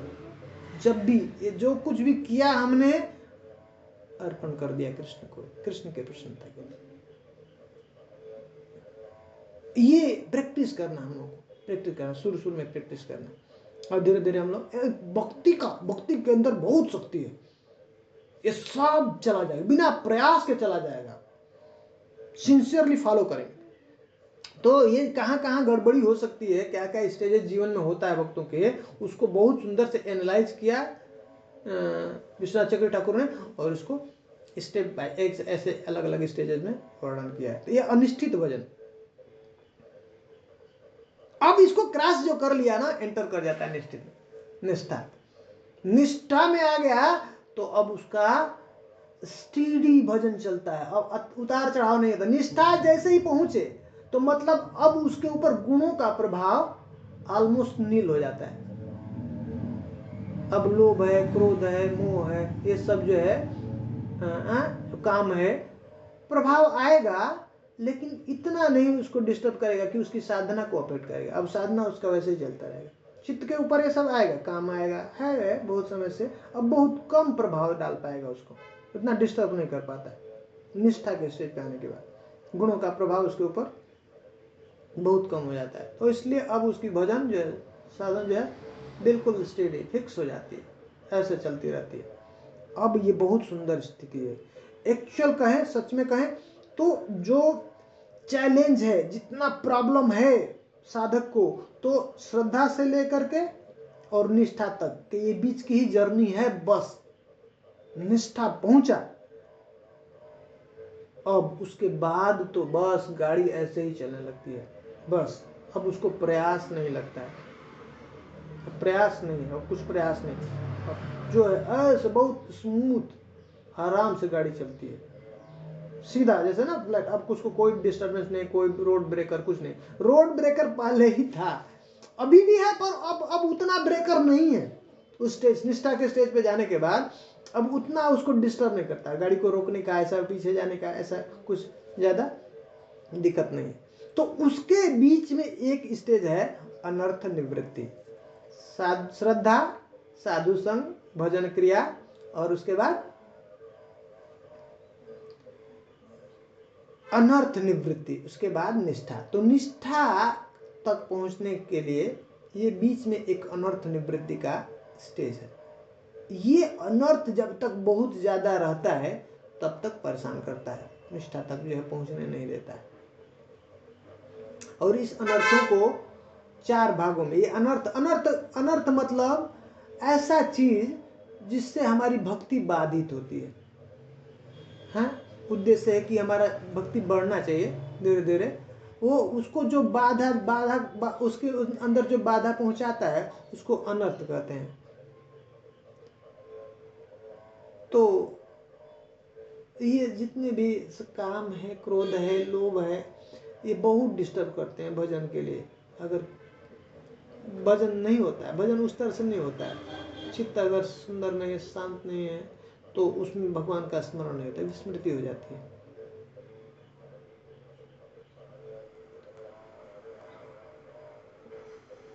तो ये अनर्थों के लिए बताया कि अनर्थ जो है 4 प्रकार के जो हम लोग से उत्पन्न होता है।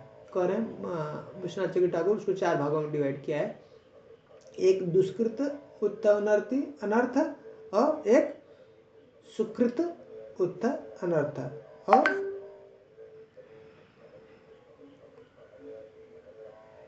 भक्ति उत्थ अनर्थ। भक्ति से भी अनर्थ उत्पन्न होता है। और एक जो है अपराध उत्थ अनर्थ। ठीक है। तो दुष्कृत मतलब जो गलत कार्य करते हैं, पाप आचरण करते हैं, उससे व्यक्ति के जीवन में दुख होता है, ऐसे बीमारियां होती हैं, परेशानियां होती हैं, नीचे कुल में जन्म होता है, तरह तरह के उसको कष्ट होते हैं। तो जब ऐसा कष्ट आएगा, शरीर ठीक नहीं रहेगा, स्वास्थ्य अच्छा नहीं रहेगा, तो उसको तो भजन करने में मुश्किल होगा, बाधा होगा। तो ये सब बाधा उत्पन्न करता है। तो ये कहते हैं इसको दुष्कृत उत्त। उसी तरह सुकृत उत्त अनर्थ मतलब पुण्य कार्य किया ऐसा, हाँ, लोगों को ऐसा बहुत मदद किया, दान दिया, धन दान दिया, अन्न दान दिया, ऐसे कपड़े दान दिया, जमीन दान दिया, ऐसा, हाँ, रक्त दान दिया, ऐसे अलग अलग प्रकार के नेत्र दान ऐसे लोग करते हैं ना, ऐसा उनको भोजन दिया, ऐसे गरीबों को ऐसे कपड़े कंबल दिया, हाँ, अनाथालय बनाया, ऐसे हॉस्पिटल बनाया, जो है स्कूल ऐसे खोला। तो ये सब क्या अलग प्रकार। तो इस सब से करने से भी क्या होता है, बहुत हमको धन की प्राप्ति होती है। जो दान देते हैं वो बदले में हमको बहुत रिटर्न कई गुना होके मिलता है। ये कॉन्सेप्ट है। ठीक है जी प्रभु जी। सतर्क रहना चाहिए ये सब बातें। देखिए जो तरंग रंगिनी था ना, तरंग रंगिनी में तो जो मिलता है, अगर हमको मिल रहा है तो समझिए आपके अकाउंट से जा रहा है। ये कॉन्सेप्ट आप समझ लीजिए।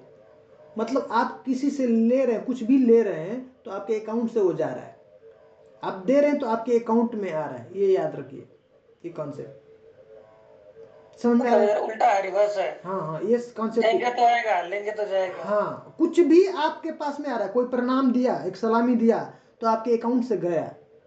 तो ये क्या करेंगे उसके लिए प्रभु जी? प्रणाम करना है। हाँ, वापस रिटर्न करना है आपको तुरंत। तो करेंगे फिर भी करेंगे, नहीं तो बराबर हो गया। ये कॉन्सेप्ट बहुत इंपॉर्टेंट है। जनरली लोग समझते नहीं, गए दान मिलने लगा, अरे भाई आपको खिला रहा है, बुला रहा है, दान दे रहा है, ये आपके अकाउंट से जा रहा है। सतर्क रहो, उसको आदत मत बनाओ, ये समझो। तो उसके लिए आपको कुछ करना है, आपको देना है। इसलिए भक्ति जाते हैं तो इसलिए भगवत कथा करते हैं, भक्त कीर्तन करते हैं। ऐसे लोग जाते हैं ना, बहुत सारे बुलाते हैं लोग, उसके अकाउंट से जा रहा है, वो फ्री में वो ले रहे हैं। घर पे बुलाया, उसको खिलाया, उसको पता नहीं कितना उसके अकाउंट से चला गया उसके यहाँ। इसलिए वो कुछ कीर्तन करता है कि अकाउंट से बचा रहेगा मेरा। हाँ, जरूरी है। और ऐसा उसने सतर्क नहीं रहा तो उसका सभी चला जाएगा भजन। और उस तरह से उसका जो बुलाता है उसका बहुत तेजी से प्रगति हो जाता है, बहुत फास्ट। इसलिए शुद्ध भक्तों को बुलाते हैं घर पे, उनको सेवा करते हैं, उनको दान देते हैं, उनको हम खिलाते हैं। साधारण नहीं है, बहुत तेजी से हमारा अकाउंट आगे बढ़ता है। पर हमको पता होना चाहिए, ये ज्ञान होना चाहिए, इसके लिए सतर्क होना चाहिए कि जब भी ऐसा हो रहा है तो हम इसके लिए सतर्क हैं, उसको हाँ संभाल करके उसको कुछ दें, हम कृष्ण को दें, कृष्ण के पास जाए, ऐसा समझ रहे हैं। तो ये कॉन्सेप्ट है। यहाँ पे संसार में कुछ भी मिलता है, मिल रहा है, मतलब आपके अकाउंट से गया वो। हाँ, और आप दे रहे हैं तो आपके अकाउंट में वो आ रहा है, वो बढ़ के आएगा, कई गुना होके आएगा। इसलिए हमको ये बांटना है, जितना बांटेंगे उतना हमारे अकाउंट में ये आएगा। सिस्टम जबरदस्त सिस्टम बना है, ठीक है। तो ये पुण्य, सुकृत उत्तर अनर्थ, इससे भी क्या होता है, उसके अकाउंट में बहुत धन आता है, उसकी संपत्ति आती है, सब कुछ आता है। तो उसका भी एक डिस्टर्बेंस है। अब मन जो है, माइंड है, टाइम है, ये सब उसमें ही उसका चला जाता है, उसको मेंटेन करने के लिए, उसको उसमें और जो है बढ़ाने के लिए ऐसा ज़्यादा। और सुख का उसका आदत हो गया तो तपस्या नहीं होता, उससे भजन नहीं होगा। सुबह सुबह क्यों 4 बजे उठना, स्नान करना है, मंगल आरती करना है, जप करना है। सुख जब आता है ना तो ये सब बाधक है। वो कह रही कुंती महारानी, जन्म ऐश्वर्य सुतश्री भी एदमान मदह पुमान, ये बहुत खतरनाक है, इससे बहुत ज्यादा मद होता है। तो ये बाधक है, ये जो इससे उत्पन्न होता है ना, ये अनर्थ है भक्ति के लिए बाधक है। और उसी तरह से भक्ति उत्थानर्थ, हमने देखा तरंग रंगनी ये क्या है, मान सम्मान पूजा लाभ प्रतिष्ठा, ये सब अपने आप आएंगे, ये सब नेचुरली आएंगे, और कुछ प्रॉब्लम नहीं है। हमारे अंदर ये अभिलाषा ना हो, उसकी पाने की अभिलाषा ना हो, कुछ प्रॉब्लम, वो आएगा ही, नेचुरली आएगा, बहुत ज्यादा आएगा, बहुत ज्यादा फेम आएगा, उसका नाम होगा, उसका ये सब ये पूजा लाभ प्रतिष्ठा बहुत ज्यादा होगा। और उसके लिए कामना नहीं करना है, ये समझना, वो आएगा, बाय डिफॉल्ट आना ही है। उसको हम कामना कर देंगे, बस अब खत्म हो, सब गड़बड़ हो गया। रोकेगा कोई, रोक नहीं सकता। ब्रह्मा जी ने भी प्रे किया था ना प्रभु जी, कि मुझे प्राइड नहीं आना चाहिए। नहीं, ये सबसे खतरनाक है।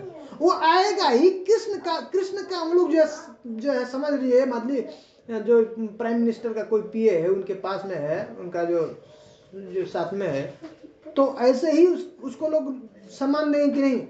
अभी हमारा जो संबंध किसके साथ स्थापित होने वाला है, ब्रह्मांड के लिए। हाँ, वो उनके साथ। तो क्यों नहीं आएगा, नेचुरल है, आएगा ही आएगा, पर हमको उसका कामना नहीं करना, ये बस याद है, ठीक है। तो भक्ति से भी ये सब आएंगे, ये सब भी अनर्थ है। और उसके बाद अपराध अनर्थ, अपराध से भी, अब जैसे हम सीरियस नहीं है सबसे खतरनाक ये भक्ति में और कुछ है नहीं, और कुछ बाधा नहीं है, बस इससे अगर हमने बचा लिया, बहुत ये जो है ऐसा ही है, करे रॉयल रोड है, सीधे कृष्ण के चरणों, राधा कृष्ण के चरणों में हम बस पहुंचेंगे, मिले। बस एक डेंजर, एक ही डेंजर, ये समझ में ही नहीं आता है। जब तक हाथ पैर टूटेगा नहीं तब तक समझ, बहुत जब ये भी समझ में तब आता है जब थोड़ा हम आगे बढ़ जाते हैं, पूंजी इकट्ठा हो जाए, जब पूंजी जब खत्म होती है ना जैसे कुछ है ही नहीं, धन तो गया तो क्या फर्क पड़ता है, कुछ पता नहीं चलता है, दिवालिया पहले से ही। लेकिन इकट्ठा हो गया और पता चला अचानक कि भाई ये सब पूरा हाईजैक हो गया आपका तब अब घबराहट तो छपा, ये क्या हो गया, ये क्या चल रहा है, सैलरी अकाउंट में है, खत्म हो गया एक मिनट में। हाँ, तो असल में सतर्क नहीं है तो पता भी नहीं चलता है। जो सीरियस है ना, बहुत ज्यादा सीरियस है, अलर्ट है, चेक करता रहता है, उसको ही ये पता चलता है, नहीं तो जल्दी पता है, सब कुछ चलते रहता है वैसे ही एज इट इज, काफी समय बाद पता चलता है, अरे बाबा ऐसा हो गया, सुख ही नहीं आ रहा है, नाम का मन ही नहीं कर रहा, नाम जप के लिए कथा में बैठने का मन ही नहीं कर रहा, कुछ ना कुछ और काम आ रहा है, और अड़ंगा आ जा रहा है, कुछ ना कुछ परेशानी आने लग रही, व्यवस्था नहीं हो पा रहा। ये हम लोगों को अभी समझ में नहीं आ रहा ना, ये जैसे जैसे आगे बढ़े समझ में आएगी कितनी बड़ी कृपा है भगवान की। ये आराम से निश्चिंत रूप से शांति से बैठ करके हमको ये श्रवण करने के लिए, भगवान के बारे में ये चर्चा करने के लिए अवसर प्राप्त हुआ। बहुत बड़ी कृपा है संसार में। तरह तरह के लोग परेशान है, तरह तरह के प्रॉब्लम। तो भक्ति में एक ही मात्र बाधक है और सबसे खतरनाक बाधक क्या है? ये अपराध होता है, अनर्थ। अपराध से जो अनर्थ उत्पन्न होते हैं ना, ये खतरनाक है। तो ये जो दुष्कृत उत्तनर्था है, सुकृत उत्तनर्था है, इससे भक्ति में हम आगे बढ़ते हैं तो उतना ज्यादा दिक्कत नहीं होती है। अब जो रोड चौड़ा था, फ्लैट था, अब रोड जो है ऐसे हो जाता है नीचे से ऊपर, और वो जो है ऐसा स्लोप, ऐसा सकरा होने लगता है, तो चलना थोड़ा मुश्किल हो जाता है, उसको आगे बढ़ना। अब स्पीड जो चल रही थी 50 की 100 की गाड़ी चल रही थी, अब स्पीड क्या हो गई? स्लो। 10 की हो गई। हाँ 10 की हो गई ऐसा। 4 नंबर की गाड़ी में 1 नंबर में गाड़ी एक नंबर में अब बहुत मुश्किल होगा उसको चलने के लिए, आगे चलने के लिए। ये इसका मतलब ये समझना चाहिए कुछ ना कुछ ये गड़बड़ चल रहा है हमारे साथ। सतर्क होना चाहिए, चेक करना चाहिए। और पहले तो बहुत बढ़िया था, सब कुछ व्यवस्था सब बढ़िया, अच्छा आगे बढ़ रहे थे, आनंद आ रहा था। अभी अचानक क्यों ये सब परेशानी आने लगा? तो ये जो है दुष्कृत है, सुकृत उत्तर अनर्था का कारण। लेकिन इसमें बैक गियर नहीं जाती गाड़ी, आगे ही चल रही है, लेकिन अब जो स्पीड कम हो गया, बीच में ब्रेकर बहुत सारे आ गए, चल रहा है, अब स्पीड कम हो गया, लेकिन चल रहा है, आगे बढ़ रही है, धीरे धीरे बढ़ रही है। जो स्पीड चल रहा था अब नहीं, बहुत मुश्किल हो रहा है उसको आगे चलने के लिए। लेकिन अपराध उत्तनार्थ में अब गाड़ी धीरे धीरे बैक गियर में जाने लगती है, धीरे हो जाएगी, पीछे जाने लगती है। ये डेंजरस है। चढ़ाई किया था हमने वहां तक और पता चला वापस फिर से हम वहीं पे आ गए। ये खतरा सबसे बड़ा खतरा है। इससे बच लेगा जो व्यक्ति। ऐसा नहीं है कि भजन नहीं करते हैं हम लोग, सब लोग भजन करते हैं, बढ़िया अकाउंट में डालते हैं और गायब हो जाता है, उसका ध्यान नहीं देते हैं, सब खत्म हो जाता है। उतना इसी को बस सतर्क हो जाना है हम लोग, अलर्ट रहना। भाई अकाउंट से जा तो नहीं रहा ना, चला कोई बात नहीं, हमने आज पूंजी इकट्ठा नहीं किया, ये इतना चलता है, जो आया तो नहीं जाना हाँ उसको तो बचा के रखे, संभाल के रखे, इतना कर ले। एक बार कोई सुना था मैं, महाराज कोई कथा में बता रहे थे कि उनको एक वो मिला था, गुजराती मिला, वो बुक डिस्ट्रीब्यूशन कर रहे थे, तो बोले भगवत गीता है, आप लेके जाइए। बोला अच्छा, तो बोला ठीक है, क्या है, इसका दाम कितना है, कैसा है, क्या क्या है इसमें, वो सब कुछ डिस्कस कर लिया। और उसके बाद बोला मैं इसको पढ़ करके देख करके फिर मैं आपको पैसा दूंगा, लेके गया। फिर वापस रिटर्न दिया नहीं मैं, फिर रिटर्न आया, बोला मैं एक तरीका बताता हूँ कैसे पैसे बनाने का। बोला अच्छा बताओ। तो बोले पैसा बनाने का ये नहीं कि सिर्फ पैसा इन्वेस्ट करना है, हैं उसी से आपको पैसा बनेगा। तो क्या बोला, इतना आप जो है श्योर कीजिए कि पैसा खर्च न हो। बनेगा तो ये तो नहीं रहेगा। हाँ इतना आप जो है, तो वो बोले बहुत बढ़िया। तो वैसे ही तो कौन सा अच्छा लगे। तो वैसे ही हम लोग को इतना ध्यान देना है भक्ति में कि अभी जो बचा ली, जो हमने कमा लिया है उसको बचा के अभी उसको खर्च ना होने दें, ये ध्यान देना। भक्ति बचाना है, हाँ। लेकिन भौतिक चीज में खर्च करना है, भक्ति बचाना है, भक्ति को बचाना है। वो तो खर्च होगा ही, उसके लिए चिंता नहीं करना। जो प्रारब्ध है आएगा और जाएगा, वो हमारे कंट्रोल में नहीं हो जाएगा। एक जो करना है हमको भक्ति करना, भक्ति के लिए जीवन मिला हम लोगों को। तो ये जो है स्टेजेस है, हमने देखा भजन क्रिया है, अनर्थ की बात कर रहे हैं, अनर्थ कैसे जाएगा, तो अनर्थ निवृत्ति यहाँ से हटा देते हैं, स्टेज को हम लोग हटा देते हैं। भजन क्रिया के बाद अनर्थ निवृत्ति, निष्ठा, फिर रुचि, फिर आसक्ति, है फिर भाव, और उसके बाद प्रेम। तो ये जो दुष्कृत उत अनर्था और सुकृत उत अनर्था है, अभी निश्चित भजन नहीं करे, अनिश्चित भजन है ना,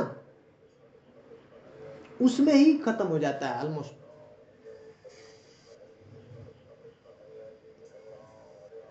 समझ रहे हैं? नहीं समझ नहीं है प्रभु जी, कैसे बताया आपने? भजन क्रिया है, भजन क्रिया को दो भागों में बांटा है ना उन्होंने, तो अनिश्चित भजन क्रिया को भजन क्रिया में डाला, उसके बाद निष्ठा स्टेज है।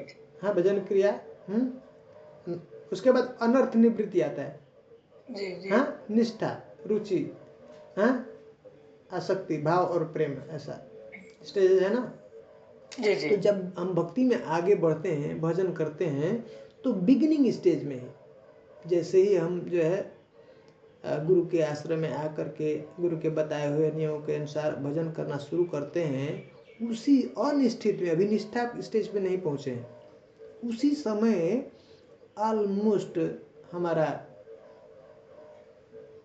ये भक्ति जो दुष्कृत उत्त अनर्था है और सुकृत उत्त अनर्था है ना, वो खत्म हो जाता है। कब? अच्छा, बिगिनिंग में? बिगिनिंग में ही ऑलमोस्ट। सोचिए, ये ज्यादा दिक्कत नहीं करता, और रुचि में जैसे पहुंचे तो पूरा पूरा खत्म हो जाता है। वो करें ना, नित्यम भागवत से करें, भगवती उत्तम श्लोके भक्ति भवति नैष्ठिकी। प्रायेषु, ये प्रायेषु मतलब, अब इसमें पांच स्तर बताया इसको डिस्ट्रॉय करने के लिए, अनर्थ को। पहला बताया एक देशीय वर्तनी, और दूसरा करे बहुदेश वर्तनी, एक देश वर्तनी, बहुदेश वर्तनी, और प्राय, और पूर्ण, और आत्यंतिकी। ये पांच जो है स्तर में डिवाइड किया, ऐसे ऐसे ये जो है खत्म होते हैं। पहला 4 अनर्थ है, अनर्थ निवृत्ति के लिए 4 डिवाइड किया, और ये अनर्थ कैसे कैसे किस स्तर पे ऐसे कैसे कैसे खत्म होते हैं, कितना अमाउंट कब खत्म होता है ये अनर्थ का, उसका भी कैलकुलेशन दिया है। तो भजन क्रिया में ये दुष्कृत उत्त अनर्था है, सुकृत उत्त अनर्था ऑलमोस्ट खत्म हो जाता है भजन में। अनिश्चित, अभी निष्ठा में नहीं पहुंचा है, जस्ट शुरू किया है और खत्म हो जाता है। रुचि में आने के बाद पूरा पूरा खत्म। तो ये पांच है, एक देश वर्तनी, बहुदेश वर्तनी, प्राय, पूर्ण और आत्यंतिकी। तो आसक्ति के स्टेज के बाद जो है ना, आत्यंतिकी पूरा कंप्लीटली नो सीड, अब कोई बीज नहीं उसका रह गया, सब खत्म हो जाता है। और भक्ति उत्त अनर्था, भजन क्रिया में उसका थोड़ा सा पोर्शन खत्म होता है। एक देशवर्तनी मतलब उसका थोड़ा अंश खत्म हुआ, एक पार्ट। और निष्ठा के स्टेज पे आने के बाद पूरा पूर्ण कंप्लीट जो है खत्म हो जाता है, भक्ति उत्त अनर्था। और रुचि में आने के बाद कोई उसका सीड भी नहीं बचा, आत्यंतिकी पूरी तरह से समाप्त। रुचि आने पे सब खत्म। हाँ, अब उसको टेस्ट आ गया ना, भक्ति का वो टेस्ट जब आ जाता है, तो तब ये पूजा लाभ प्रतिष्ठा नहीं चाहिए, खत्म, सब बेकार है, फालतू का, कोई मतलब नहीं उसका, उससे कोई लेना देना नहीं। ये पिशाची है, उसको पता चलता है पिशाची है, ये रोक देगा, फिर से मेरा जो भी मिल रहा था, जो आनंद मिल रहा था, वो सब बंद कर देगा, वहां पे आके पूरा खत्म हो जाता है रुचि। और अपराध ये डिटेल में नेक्स्ट टाइम समझाएंगे ना। अच्छा ठीक है, बताएंगे। अपराध उत्त अनर्थ से क्या होता है? जो 5 चीजें वो बोली थी, वो हाँ बाद में, हाँ अगली बार फिर। तो अपराध उत्त अनर्थ थोड़ा सा लेट चलता है, मतलब लेट में खत्म होता है। वो भजन क्रिया में उसका पार्ट खत्म होता है, एक देशवर्तनी है, वो एक थोड़ा सा अंश उसका खत्म होता है। निष्ठा के स्टेज में बहुदेशवर्तनी, मतलब उसका ऑलमोस्ट मतलब 70-80% खत्म हो जाता है। लेकिन अब वैसे ही रहता है, रुचि में भी वैसे ही रहता है, आसक्ति के स्टेज में भी वैसे ही रहता है। भाव में आने के बाद, भाव के स्तर पे आने के बाद ऑलमोस्ट खत्म हो जाता है, ऑलमोस्ट। वो करे ना भक्तिर भवती नैष्ठिकी, वो जो है इसकी बात कर रहे हैं। अब जो है ये जो प्राय अब कुछ नहीं रहा, थोड़ा थोड़ा रह गया है अभी अंश भाव के स्टेज के आने के बाद, और प्रेम में पूरा पूरा खत्म हो जाता है। ये भगवत प्राप्ति के समय में अब जो है आत्यंतिक स्टेज, अब कुछ भी नहीं रहता। एक बार जब भगवत प्राप्त हो गया तो ये अब जो है हम लोग डिटेल्स में, और अगर एक बार रिपीट करना, रिवीजन करना, हम लोग नेक्स्ट टाइम इसको कर सकते हैं। फिर हम लोग आगे इसका जो है निष्ठा, रुचि, आसक्ति, भाव और प्रेम मोस्ट जो है अगली बार कोर्स कंप्लीट कर देंगे। ये इम्पोर्टेंट था, अनर्थ निवृत्ति। ठीक है, रिपब्लिक में अच्छा लगा कि जितना हम देंगे उतना जाएगा।